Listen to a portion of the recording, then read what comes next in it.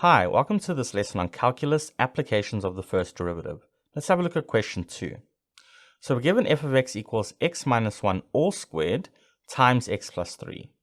So this looks like it's going to be a cubic polynomial because when I square this out, I'm going to have a square term times this x to the 1 term. So there's going to be a cubic term here. Alright, so at first glance, we might not be able to sketch it just yet, but we can still perform the algebraic techniques of differential calculus to help us classify some of the points on that cubic graph. Okay, so first of all, what I'm going to do is take the function f of x and just expand it out so we can use our derivative laws. So x minus 1 all squared will be x squared, double the product, so minus 2x, minus 1 squared is positive 1, all times x plus 3. Okay, now we're going to further expand each term. Okay, so let's do that. That's going to give us x cubed, all right, plus 3x squared. So that's the first term multiplied into these terms. Then minus 2x squared minus 6x. So that's the second term in the first bracket, expanded out. And then the last term will be plus x plus 3. Okay, so let's group any terms that are common. We have x cubed. We have 3x squared minus 2x squared. So that's positive 1x squared. Then we have negative 6x plus x. So in total, we have negative 5x plus 3. Okay, so that is the algebraic expansion of that product. Great. So now I can use my derivative laws and find f prime x.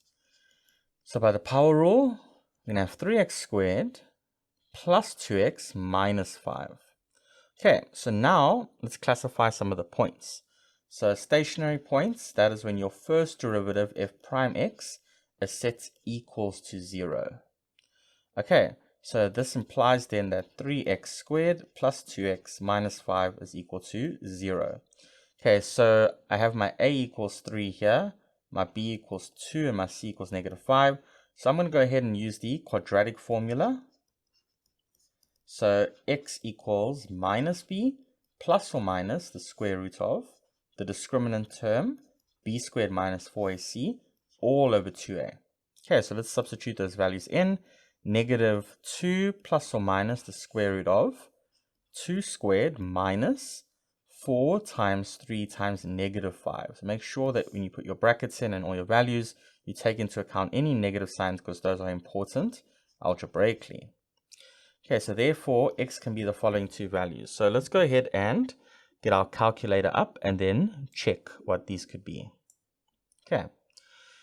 So for the first one, I'm going to go negative 2 plus the square root of 2 squared minus 4 times 3 times negative 5 all over 2 times 3 is 6.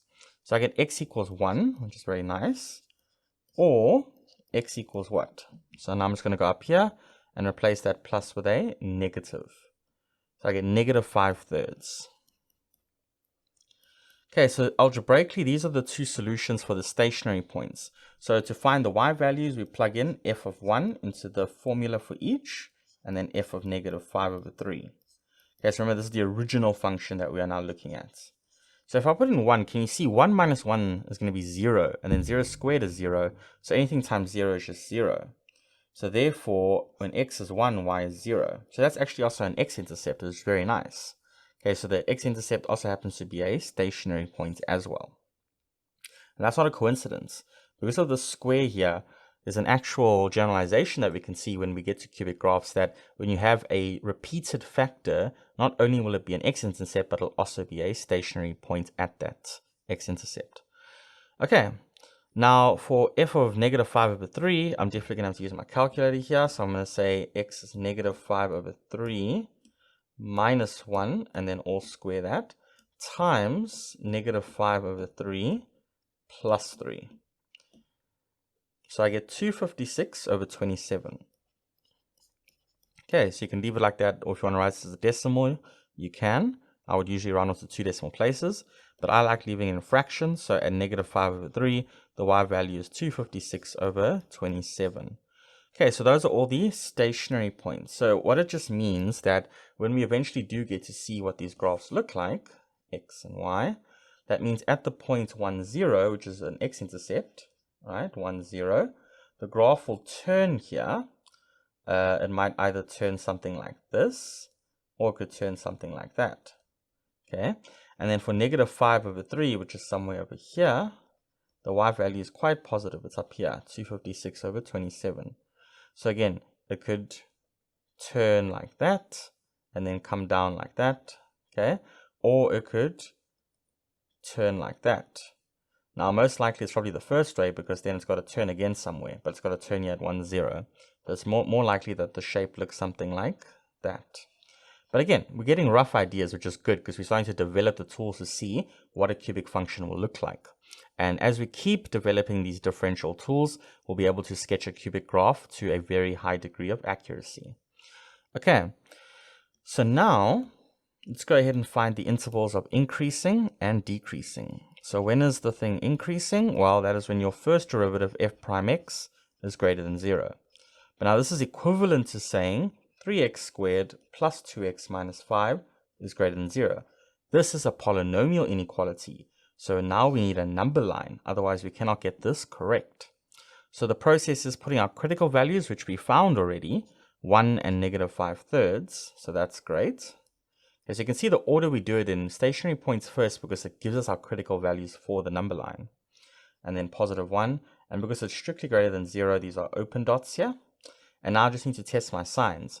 So if I put, let's say, positive 2 here, then 2 squared is going to be 4 times 3 is 12, right? And then 2 2s are 4, it's 12 and 4, that's 16, minus 5 is 11. So I'm not too much interested in the number, I'm just interested in the sign. It's going to be positive. Then I test the number in between here. Let's take 0. So it's going to be 0 plus 0 minus 5. It's going to be a negative number. And then if I take a number that's less than negative 5 over 3, so let's say negative 2, because that's less than negative 5 over 3. Then if we put that in, we'll see we'll get a positive output. Okay, so now that we got that interval, we can therefore say, where is it increasing? Well, it increases when it's positive, right? Greater than 0. So therefore, x is an element from negative infinity all the way up to negative 5 over 3. Then it has a gap, and then union, so or it joins up again from 1 to infinity.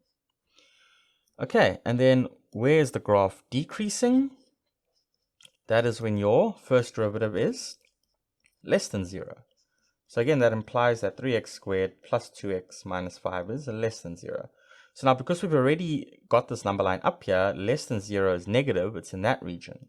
So therefore, we can say that x is between negative 5 over 3 and positive 1.